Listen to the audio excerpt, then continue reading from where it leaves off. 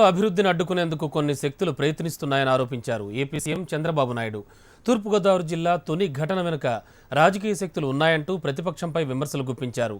Telugu Desam party Mahanadu తిరుపతిలో రంగరంగ వైభవంగా జరుగుతోంది.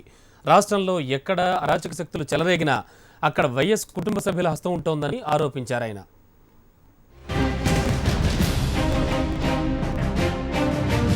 తెలుగుదేశం పార్టీ పండుగ తిరుపతిలో ఘనంగా జరుగుతోంది. ఈ సందర్భంగా ప్రారంభోపన్యాసం చేసిన చంద్రబాబు నాయుడు ప్రతిపక్షంపై తీవ్ర విమర్శలు చేశారు. టీడీపీ దివంగత నేత పరిటాల రవిని అప్పటి ప్రభుత్వం హత్య చేయించిందని ఆరోపించారు. ఈ విషయాన్ని అసెంబ్లీ సాక్షిగా ప్రభుత్వాన్ని నిలదీశానన్నారు. నేర చరిత్రతో ప్రజలను, నాయకులను భయభ్రాంతులకు గురిచేసేందుకు కొందరు ప్రయత్నిస్తున్నారని ఆరోపించారు. పార్లమెంటులో ప్రతిపక్షంగా ఉన్న ఏకైక పార్టీ టీడీపీ అన్న చంద్రబాబు, రాష్ట్రంలో అధికారం, ప్రతిపక్షంలో ఉన్న ఘనత కూడా టీడీపీకే దక్కుతుందన్నారు. ఒకసారి మన పార్టీ చరిత్ర కూడా ఆలోచించాల్సిన అవసరం ఉంది. మన నాయకుడు పార్టీని పెట్టారు. 9 నెలల్లోనే, సంవత్సరంలోనే ఆగస్టు సంక్షోభం వచ్చింది. కానీ రాష్ట్రంలో ప్రజానీకం, తెలుగు జాతి తిరుగుబాటు చేసి 30 రోజుల్లో మళ్ళా ఎన్టీ రామారావు గారిని ముఖ్యమంత్రి చేశారు. అప్పటి నుంచి మన కష్టాలు మొదలైనాయి. పార్టీని స్థాపించడానికి ఎన్టీఆర్ ఎన్నో కష్టాలు పడ్డారన్న చంద్రబాబు, పార్టీ పెట్టిన 9 నెలల్లోనే అధికారంలోకి వచ్చిన ఏకైక పార్టీ తెలుగుదేశం అన్నారు. క్రమశిక్షణకు మారుపేరు తెలుగుదేశం అన్నారు. పార్టీలో క్రమశిక్షణ కలిగిన మొదటి నేత తానేనన్నారు. తనకు కుటుంబం కన్నా పార్టీ కార్యకర్తలే ఎక్కువని చంద్రబాబు చెప్పారు. తెలుగుదేశం పార్టీ కుటుంబానికి ఓ పెద్దగా మాత్రమే తాను వ్యవహరిస్తున్నానన్నారు. తాను కుటుంబం కంటే పార్టీకి, కార్యకర్తలకే అధిక ప్రాధాన్యం ఇస్తానన్నారు.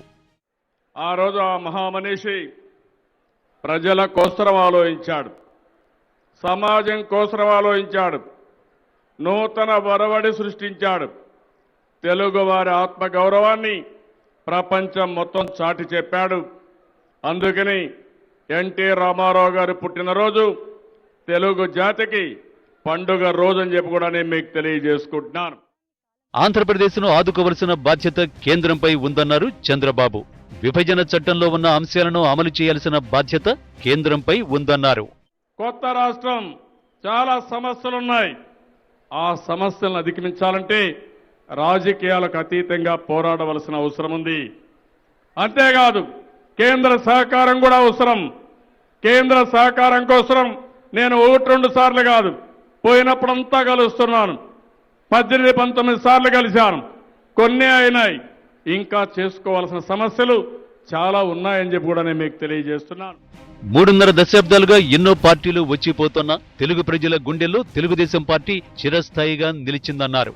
పార్టీకి తనకు ప్రపంచవ్యాప్తంగా గుర్తింపు తెచ్చింది కార్యకర్తలేనని చంద్రబాబు స్పష్టం చేశారు. పార్టీ కోసం ఎందరో కార్యకర్తలు ఆస్తి, ప్రాణాలను పోగొట్టుకున్నారని, వారికి పార్టీ రుణపడి ఉంటుందని అన్నారు. అంతకుముందు చంద్రబాబు నాయుడు మహానాడు ప్రాంగణంలో పార్టీ జెండా ఎగురవేసి ఎన్టీఆర్ విగ్రహానికి నివాళులర్పించారు.